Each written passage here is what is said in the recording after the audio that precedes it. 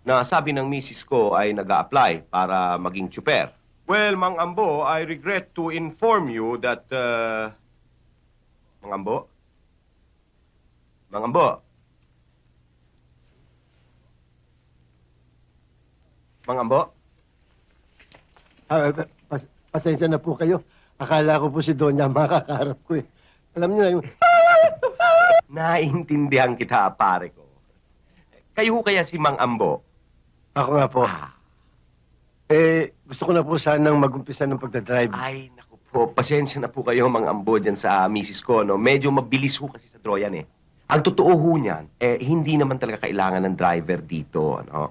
Kaya, pasensya na ho kayo kung nasayang ang panahon nyo. Chief, Mayor, Congressman, Senador. Sabi ho sa akin ni Donya Star, tanggap na ho ako eh. Alam nyo, Mang Ambo, ako ho ang boss dito. Kung ano ang sinabi ko, yan ang masusunod. At ang sabi ko, hindi namin kailangan ng tsuper.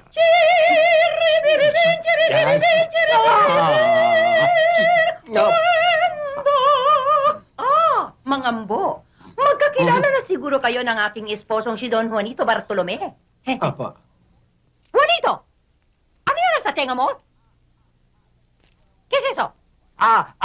Naglinis lang ako kanina, naiwan. Siguro naman nagkasundo na kayo sa mga terms. Siya ang gusto ko.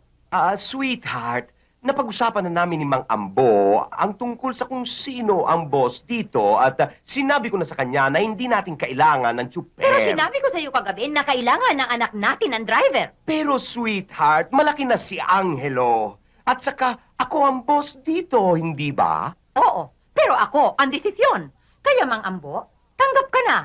Di ba? Star! Juanito! Tanggap ka na. At saka, talaga namang kailangan namin ng driver para sa anak namin. Salamat po.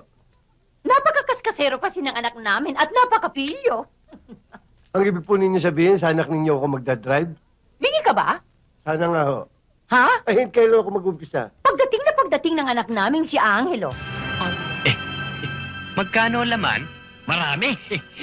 Magkano nga eh? Sandali, bibilangin ko. 1,000. 2,000.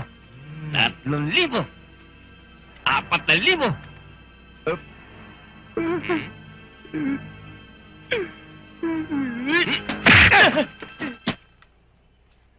Hayop ka, pinagod mo ko?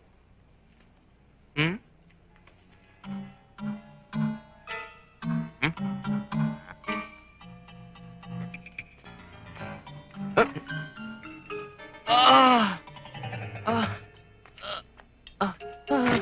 Mama Pulis, maraming salamat ho. Nakuha niyo yung bag ko. Mapo muna. Ay, mapo muna kayo. Naku, may dugo ho kayo. Wala ho tayong magagawa, misis. Lumaban sila. Sila? Hindi pa isa lang yung snatcher? Hindi, may kakampi. Nag-aabang dun sa kanto.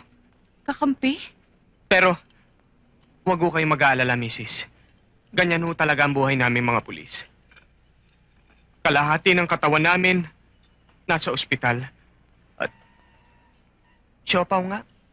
Sige, kumain ka. Kalahati naman eh, nasa sementeryo.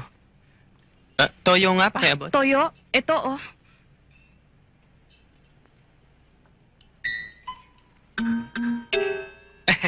Aalis na po ako. Teka, sandali. Tanggapin mo ito. Mrs. Huwag na po. Kailangan ko na pong umalis.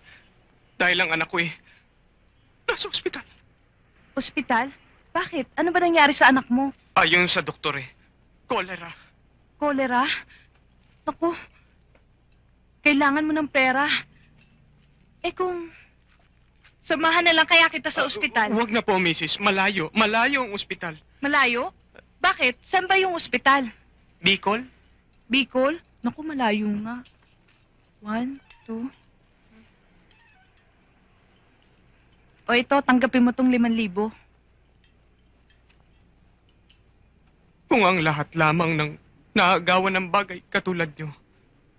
Kahit na mabugbog ako ng mabugbog, walang kwenta sa akin. Patulungan ko lamang lahat ng mga katulad nyo. Salamat. idagdag mo tong 500 para hindi mo na magalaw yung 5,000. Pamasahe mo ito papuntang Bicol. Salamat.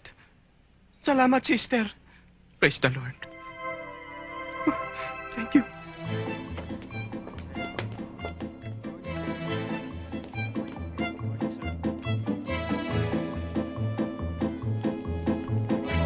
Morning po.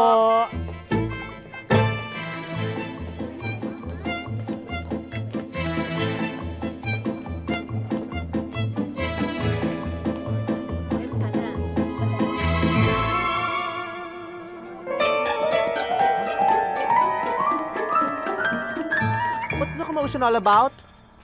Sir, mga aplikante po natin, kapalit ng mga nag-mass resignation ng mga tauhan natin last week. Ganon? Okay, you step forward. And you. You.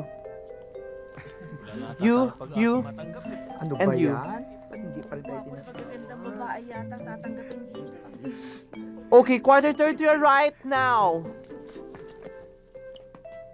And to your right. And to your right. To your right. For the last time, to your right now. Okay, yun ang pinto. Makakalabas na kayo, hindi kayo tanggap. Ngayon na! Uy, tanggap na tayo. Tanggap tayo. Thank you po. Sir. Sir, bakit sila ang tinanggap ninyo? Ang tsatsaka? At sa'yo pa talaga nanggaling yan, ha? Etong tandaan mo. Kaya nga kita tinanggap, yan ang criteria ko. At tandaan mo lagi, walang taong pangit, depende sa katabi. Kaya dyan ka lang.